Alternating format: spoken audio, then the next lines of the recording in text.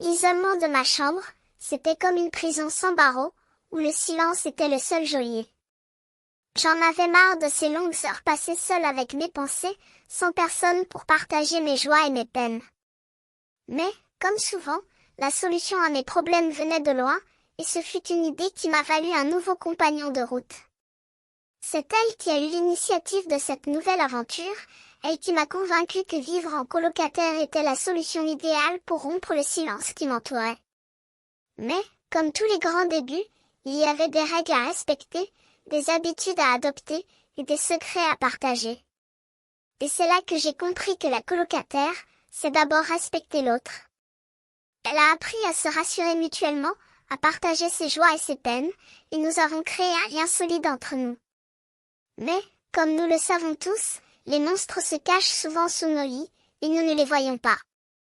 C'est ce que nous avons appelé les monstres de la coloc, ces petits problèmes qui peuvent se poser lorsqu'on vit ensemble.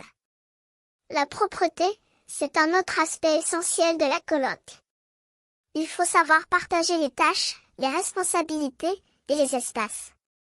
Et, bien sûr, il est important de se rassurer mutuellement, de partager ses peurs et ses espoirs. C'est cela qui nous a permis de créer un environnement familial, où l'on se sentait à l'aise, où l'on se sentait compris. Et, comme nous le savons tous, la musique est un excellent moyen de se détendre, de se rassurer. C'est pourquoi, souvent, nous nous retrouvions pour écouter de la musique, pour partager nos joies et nos peines. Et, bien sûr, il y avait des moments de folie, de drôlesse, que nous partagions ensemble, comme ces soirées où nous nous retrouvions pour écouter de la musique, pour rire et pour se détendre. En fin de compte, la coloc, c'est avant tout suivre les règles, partager les responsabilités, et se rassurer mutuellement.